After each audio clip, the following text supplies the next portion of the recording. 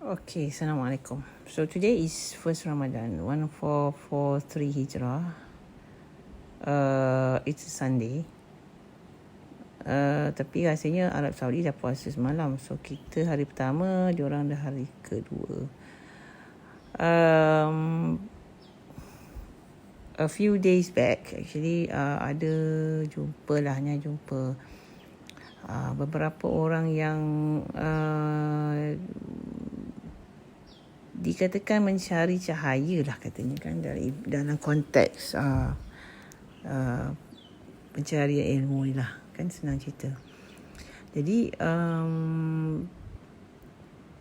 rupanya yang dikatakan ulama itu pewaris Nabi itu adalah sebenarnya kalau mengikut kuliah Buya Arazi dalam YouTube yang saya tengok pagi tadi, ia adalah bersangkutan dengan ulama yang mewarisi itu adalah ulama yang mendapat nur ataupun connection, seolah-olahnya macam kita dapat wifi lah dengan Nurullah, Abu Nur kita, Nurullah, Nur Muhammad sallallahu alaihi wasallam, ibu atau bapa kepada roh, ya.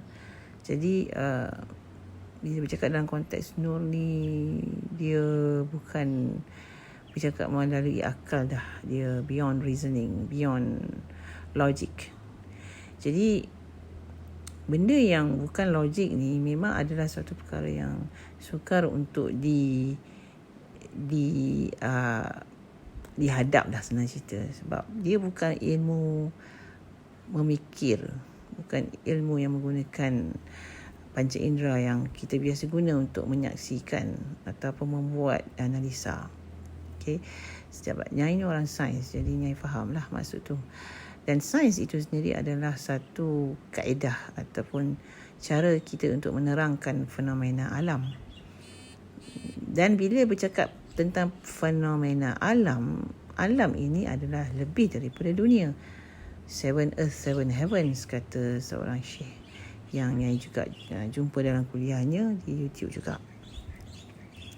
Jadi bila kita bergaul dengan orang-orang yang dekat dengan alam, yang mengatakan mereka adalah sahabat alam, dan mereka sendiri menggunakan perkataan alam untuk mengatakan tentang sesuatu yang mereka terima sebagai satu berita contohnya, maka sekarang kita boleh fahamlah, Nyai boleh faham maksud alam tu.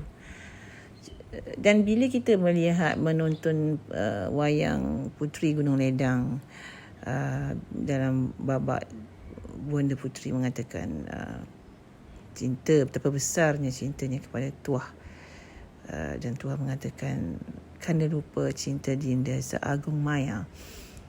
Jadi alam maya itu pun satu lagi istilah yang menunjukkan betapa besarnya keberadaan ciptaan Tuhan ini. Jadi tidak heranlah jika ilmu-ilmu sebegini menjadi modal untuk dibawangkan lah, kalau istilah orang-orang netizen sekarang kan. Ilmu ini dikatakan sesat, ilmu ini dikatakan karut, ada yang mengatakan orang begini yang mempelajari ilmu ini syirik lah dan sebagainya. Yang rasa kebanyakan orang tersilap tanggap bila mengatakan Muhammad di konteks ini adalah Nabi Muhammad sallallahu alaihi wasallam yang jasadnya berada di Madinah. Jika kita betul-betul fahamlah pada Nyai pun bukannya faham sangat, rasanya sedikit sajalah mungkin yang Nyai setakat faham. Kalau kita faham dan tidak terkeliru dengan Muhammad sallallahu alaihi wasallam, Nabi kita yang mana jasadnya dikebumikan di sana, dengan Nur Muhammad itu sendiri, penciptaan Nur Muhammad itu sendiri, dan kita yang belajar ilmu ini melalui kitab yang terkenal adalah kitab Martabat 7 dan kitab Ad-Durrun Nafis. Dua kitab ini kata Baba Rusdi cukup untuk kita guna untuk faham arti perjalanan menuju kepada makrifatnya. Okey. Itu pun jika rezeki diberi faham lah. Tidak semua orang dapat diberi faham. Itu rezeki masing-masing. Jadi Yang jadi masalah adalah jika seseorang itu menyangka bila kita bercakap tentang Nur Muhammad itu adalah menyatukan, mensamakan Tuhan dengan Muhammad atau mengkaitkan kedua entiti itu. Yang itu tidak betul. Kita tidak pernah bercakap tentang hakikat Tuhan. Itu adalah satu taman larangan ataupun ilmu yang dilarang. Jangan melangkah sempadan Laisa, kata Baba Rusli. Kita tidak boleh sampai kepada hakikat. Kita ni hamba, takkan sampai, tidak mungkin.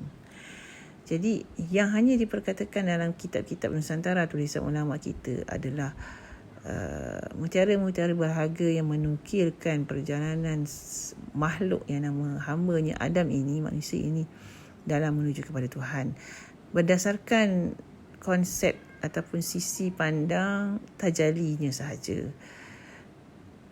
Tajali sahaja, penceritaan sahaja. Tidak ia itu sebagai hakikat.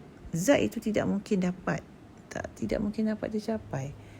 Umpamanya kalau kita ni adalah suatu boneka atau patung yang dicipta oleh Tuan Patung. Kita ni patung. Kita tak akan boleh sampai kepada darjat pemikiran sang pencipta patung itu. Sebab kita ni buatan dia, patung. Setakat itu saja.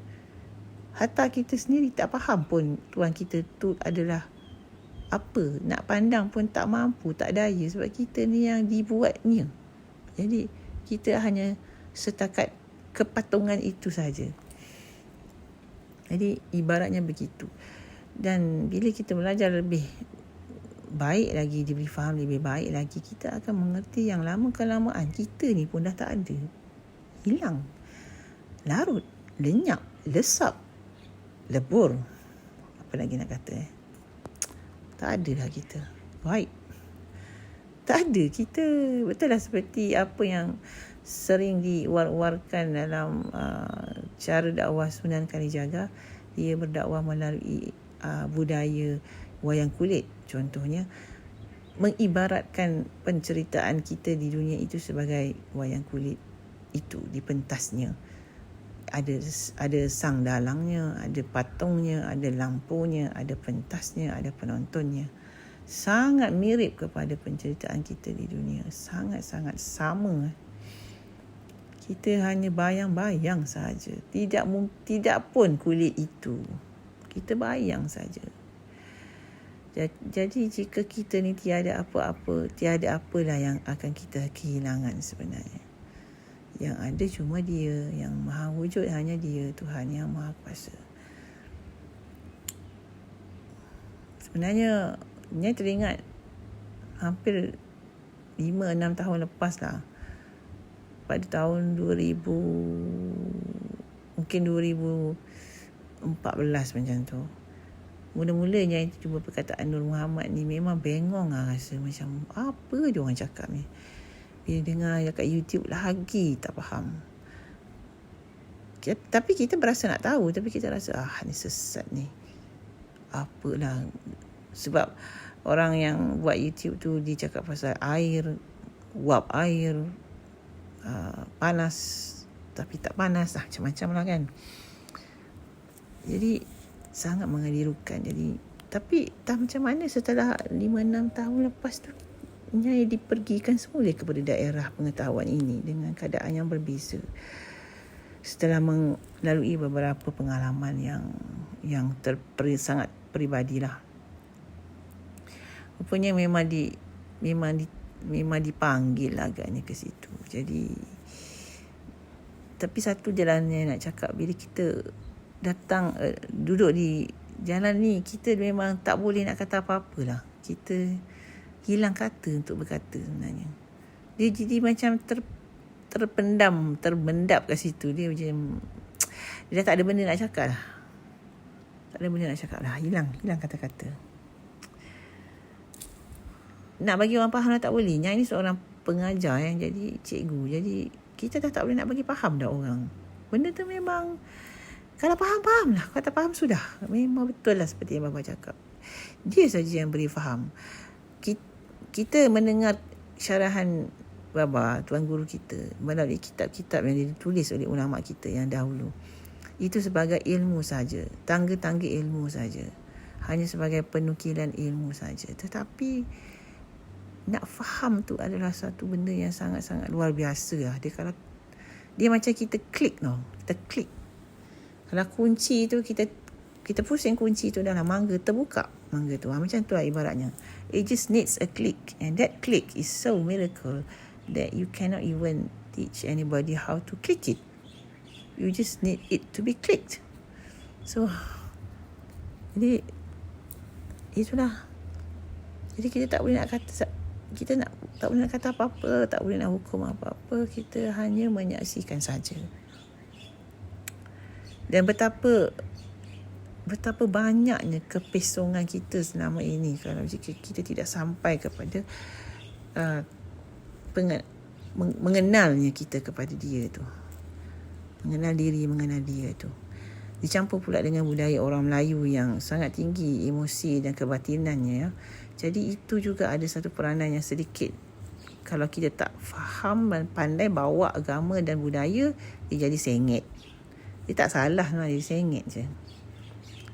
Sebab elemen-elemen budaya ni, dia masih akal. Kita nak pergi lebih pada akal. Kita tak akan sampai kepada Tuhan jika dengan akal. Jadi budaya itu menolong. Dia sebahagian daripada perjalanan. Tetapi cara kita menanggapinya itu yang penting. Jadi ibarat kita berjalan di satu lebuh raya. Kita masuk dalam tol tu. Kita kena bayar tol tu. Ambil tiket tol ke apa kan. Jadi kita masuk tu kita akan jumpa juga banyak persinggahan R&R. Itu pun satu hal juga. Memang satu hal pun dalam istilah kitab lah. Kalau kita belajar kitab memang disebut hal. Bila kita berhenti kerana kita tak patah balik ke jalan raya, kita lupa pada destinasi. Ada orang nak masuk dalam highway pun tak jumpa pintu masuk. Ada orang masuk tapi keretanya tak ada. Kereta tu adalah vehicle kita yang paling laju adalah zikir. Jadi macam-macam hal, macam-macam cara orang berjalan di atas highway ni. Ada orang sudah berdiri di pintu highway pun tak nak masuk kerana belum sampai masa untuk masuk. Ada orang sampai masuk dah touch and go kat situ. Bila masuk dia berhenti pula.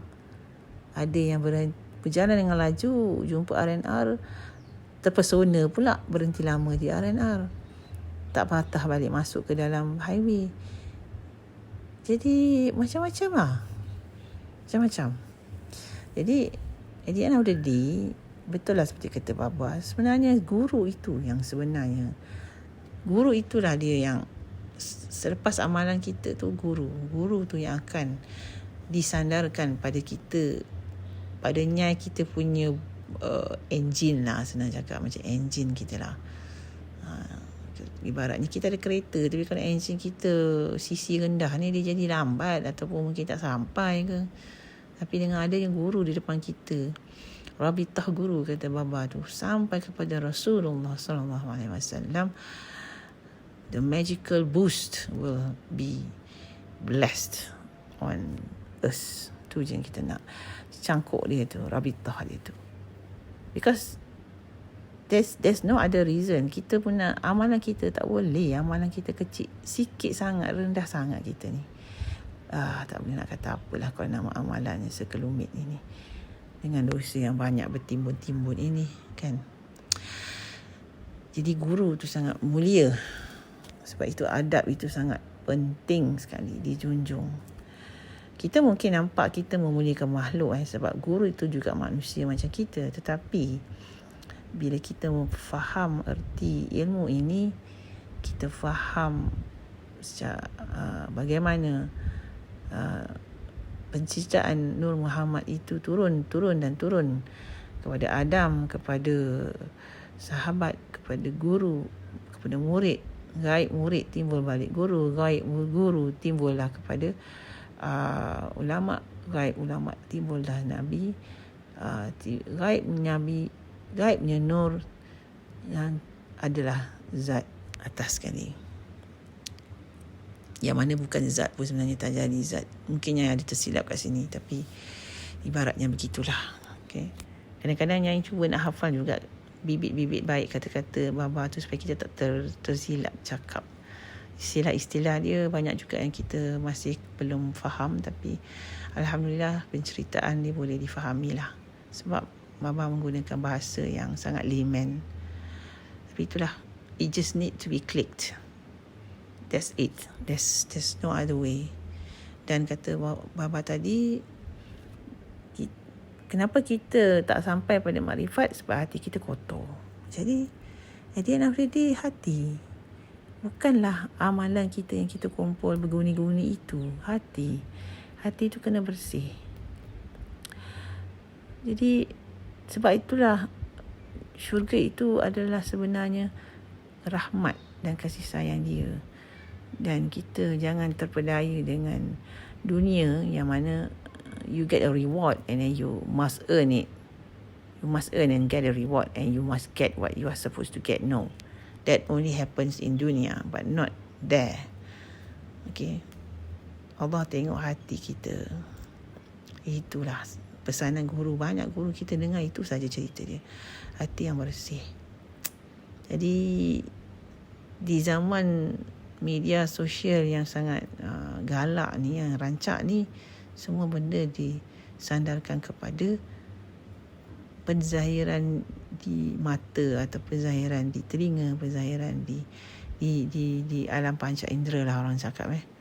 Jadi semua benda nak dinampakkan baik, semua benda nak diberitahu, semua benda nak disaksikan baik, disaksikan buruk, dan ditanya semua apa pendapat masing-masing tanpa ada kualitinya yang ataupun keahliannya untuk mengatakan sesuatu.